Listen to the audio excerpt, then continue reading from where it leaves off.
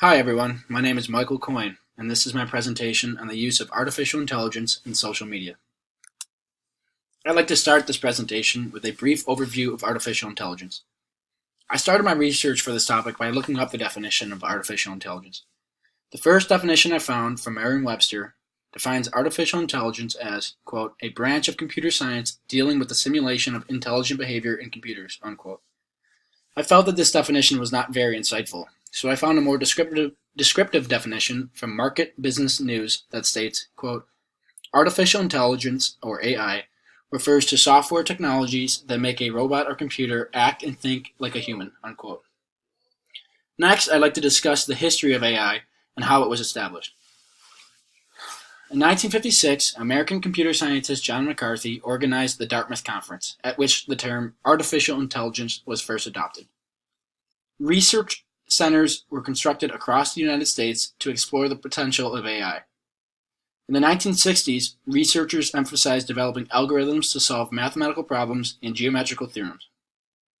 However, despite this well-funded global effort, computer scientists found it incredibly difficult to create intelligence in machines. The main issue was that computers were not developed enough to possess such a large amount of data at the time. Therefore, from the mid-1970s to the mid-1990s, computer scientists dealt with a shortage of funding for AI research, which is why this era became known as the AI Winters. Later, in 1997, AI reappeared when IBM's Deep Blue, which is pictured here on the right, became the first computer to beat a reigning world chess champion, Garry Kasparov. From then on, AI has continued to develop, and in the past 15 years, Amazon, Google, Baidu, and others have used machine learning to their commercial advantage. Artificial intelligence can now be found in most of the online services we use today. Next, I will discuss the 10 most used social media apps in North America based on the number of their monthly users, which are listed to the right of each app. First, we have Facebook, which is the largest social media site in the world, with more than 2 billion people regularly using the platform, which is about 1/3 of the world's population. There are more than 65 million businesses using Facebook business pages, plus there are more than 6 million businesses using Facebook advertising. Second, we have YouTube, which is the second largest social media site in the world with almost 2 billion users watching more than 1 billion hours of video every day.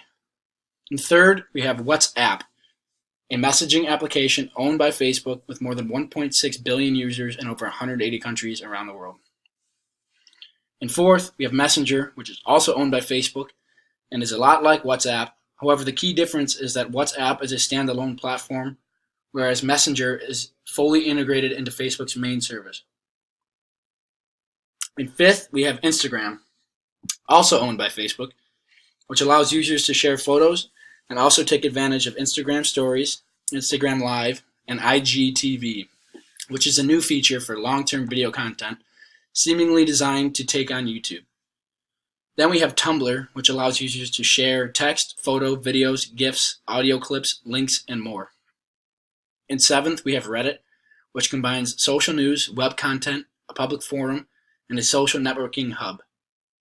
And eighth, we have Twitter, which focuses on real-time information and entertainment, and is a great place for users to interact and stay updated with news, entertainment, sports, politics, and more. Then we have LinkedIn, which is like a Facebook for your career, where a user's profile is their resume. And finally, we have Snapchat, which allows users to communicate via photos or short videos. Next, I will use statistics to prove why millennials are most vulnerable when using social media in regards to artificial intelligence.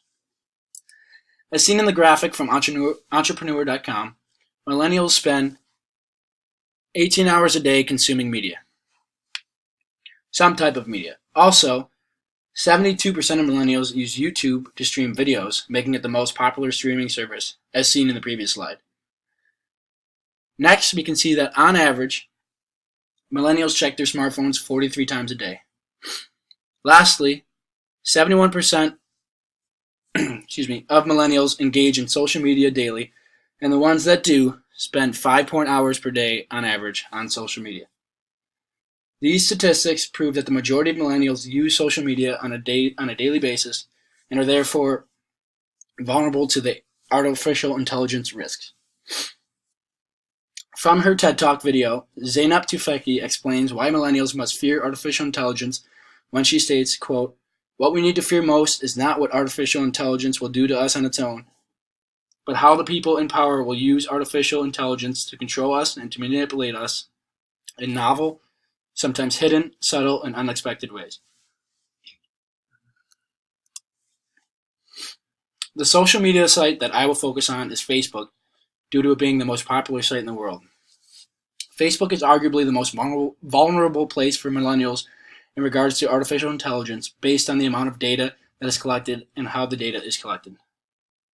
As Zeynep Tufekci explains in her TED Talk, Facebook collects every user's status, message thread, location, photo, and even unposted statuses that have been typed. Facebook also purchases users' data from data brokers, including financial information and browsing history. There are 3 threats that millennials face in regards to Facebook's data collection, including political, economic, and identity. Zeynep Tufekci explains in her TED Talk how during the 2012 election, Facebook's I Voted campaign, pictured on the right, accounted for an additional 270,000 votes. To put that into perspective, the 2016 election was decided by only 100,000 votes, which conveys that Facebook has the ability to alter the results of a presidential election. Also, during the 2016 election, Donald Trump's campaign used dark posts to demobilize certain voters in key cities in order to reduce voter turnout for the Democratic Party. These 2 examples show how powerful Facebook can be in manipulating millennials' political views. Facebook also poses an economical threat for millennials through ad manipulation. Statistics show that 67% of millennials prefer to shop online. Also, 80% of millennials admit that they never buy anything online without first reading a review. Facebook can take advantage of millennials by allowing their advertisers to use consumer data and manipulate ads in such a way that persuade users to buy products. Millennials can see the same ad over and over for days and even weeks and will most likely purchase the product based on their online shopping habits. Lastly, millennials face identity theft risks as Facebook shares their data with third-party companies. When users log into any app or website with their Facebook credentials, they unknowingly give consent to Facebook to share their data. This poses a serious security risk as users do not know how these third-party companies will use, manipulate, or share their data. The more a user's data is shared, the more they are at risk of identity theft. After considering these 3 data collection risks, I would argue that millennials are most vulnerable when using Facebook.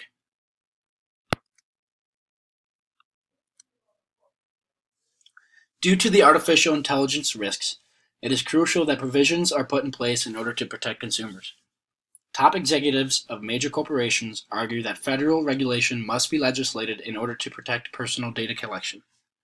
Executives from Microsoft have called for the regulation of facial recognition.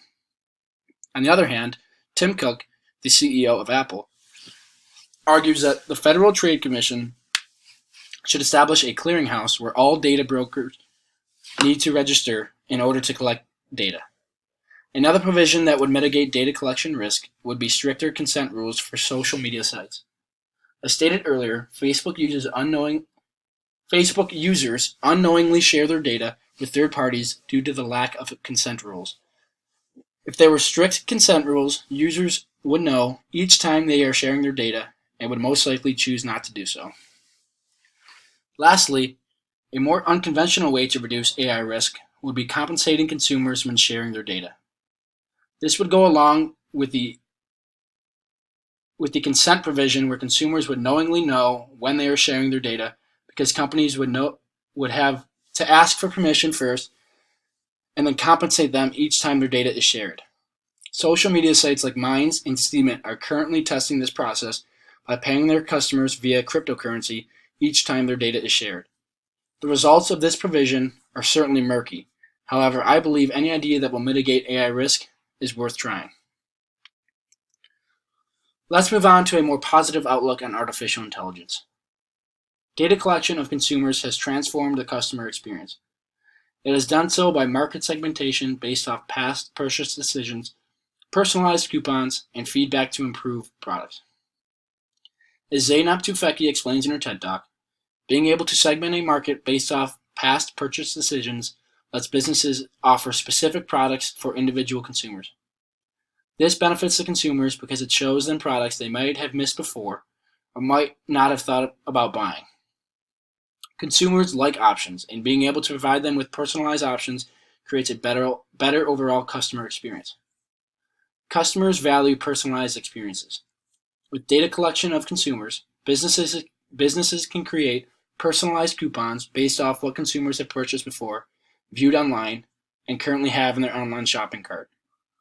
These coupons should be addressed to the consumer by name for products that the data collection shows they would like. By doing this, consumers feel that the company has crafted a promotion effort specifically for them, which leads to increased customer satisfaction. Feedback is also a huge part of the customer experience. Consumers like to be able to have a voice where they can share their experience, whether good or bad, on a public platform. When consumers write about their experience on an online review, through surveys, or on social media, it helps the business either correct or keep the current product. This is important because feedback will in turn make corrections for the next consumer. If there was a faulty product for one customer and the business fixes it, it saves the next customer from having a bad experience. Data collection tools such as feedback allow for customers to correct the behaviors and products of businesses in order for the next consumer to have a positive customer experience. Let's now look at the business side of data collection. The most positive aspect that data collection serves for businesses is that it drives profit. It does this in three main ways: customer segmentation, customer relationships, and customer retention. Marketing messages are more effective when we are able to segment the market based off of data collection from consumers. If we were not able to segment the market based off data collected from consumers, then marketing efforts would be wasted on people not interested in the product, which would result in a waste of revenue. Since we are able to segment and create marketing campaigns for specific consumers, it ultimately drives profits up for the company. Having a relationship with your customer is an extremely important part of driving profits in a company. Data collection of consumers have made forging a relationship between businesses and consumers much easier. Since data collects information such as demographics, purchase patterns, and personal interests, it helps businesses have a platform when sending marketing messages through email. They are able to build relationships by sending out marketing messages with personalized touches such as their name, promotions that apply to local stores, and products that they have recently viewed but have not yet committed to buying. This is how businesses are able to appeal to customers and make them feel like they are important to the company. The building of this customer relationship through data collection of consumers will increase profits for the company. Customer retention is also important to the success of any business, and data collection allows businesses to persuade consumers to come back. It is less costly and easier to market to a return customer than to a new customer. By being able to look at their past purchase decisions through data collection, it is easier to refer them to products that they might be interested in. Data collection provides businesses with insights on consumers' wants and needs, specifically return customers. Since businesses are able to possess this information, they do not need to waste their money on marketing campaigns as they already know what the customer will buy. This, in turn, drives profits for the business. To conclude, there is clear evidence that millennials are most vulnerable to AI risk when using social media, especially Facebook.